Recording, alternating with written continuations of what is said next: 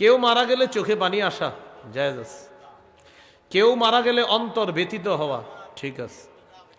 3 number, কেউ মারা গেলে শোকাহত হওয়া ঠিক আছে। 4 নাম্বার, কেউ মারা গেলে এমন কথা বলা যাবে না যেই কথায় আল্লাহ অসন্তুষ্ট হয়, এটা ঠিক নেই।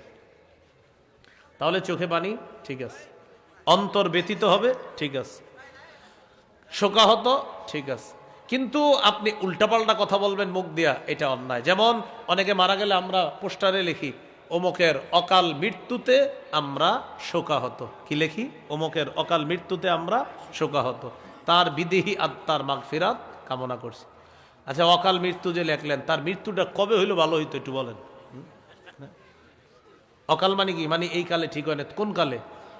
অনেক সময় দেখবেন আপনি 50 বছরের একজন মারা গেছে, এখানেও লেখে অকাল মৃত্যুতে শোকাহত। হে কবে মারা গেলে ঠিক আছিল? তাহলে আজকে থেকে আমরা কোনোদিনও অকাল মৃত্যু বলবো না, ঠিক আছে না ইনশাল্লাহ? অকাল মৃত্যু বলে কিছু নাই, যার মৃত্যু যখন নির্ধারিত তখনই তার মৃত্যু হবে। অকাল মৃত্যু এই জাতীয় কথা আমরা মুখ দিয়ে বলবো না। আজকে থেকে আমাদের আকীদা বিশ্বাস, যার হায়াত যতদিন তার মৃত্যু হবে সেদিন, অকাল মৃত্যু বলে কিছু নাই। আমরা এই জাতীয় কথা বলবো না। কোনো পোস্টারে লেখা দেখলে বুঝিয়ে শুনিয়ে এটা কেটে দেওয়ার ব্যবস্থা করবো। ভাই অকাল মৃত্যু লেখবেন না, লেখেন অমুকের মৃত্যুতে আমরা শোকাহত, বাস এতটুকু লেখেন। আল্লাহ কথাগুলোর উপর আমল করার তৌফিক দান করেন। সূরা আনকাবুতের 57 নম্বর আয়াতে আল্লাহ বলেন, কুল্লু নাফসিন যায়িকাতুল মাউত। আল্লাহ তাআলা বলেন, প্রত্যেকটা নফস মৃত্যুর স্বাদ গ্রহণ করবে, প্রত্যেকটা আত্মা মৃত্যুর স্বাদ গ্রহণ করবে।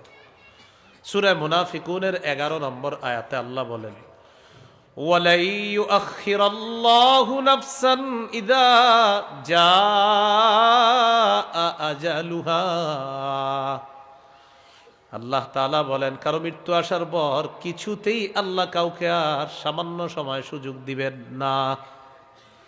সূরা আরাফের 34, সূরা ইউনূসের 49 নম্বর, এই 2 আয়াতে আল্লাহ বলেন, লিকুল্লি উম্মাতিন আজাল ইযা জাআ আজালুহুম ফালা ইস্তাখিরুনা সাআতাও ওয়ালা ইস্তাকদিমুন।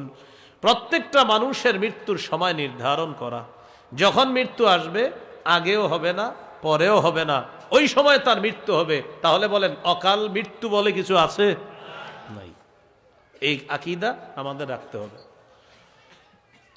সূরা নিসার 78 নম্বর আয়াতে আল্লাহ বলেন, আইনামা তাকুনু ইউদরিকুমুল মাউত।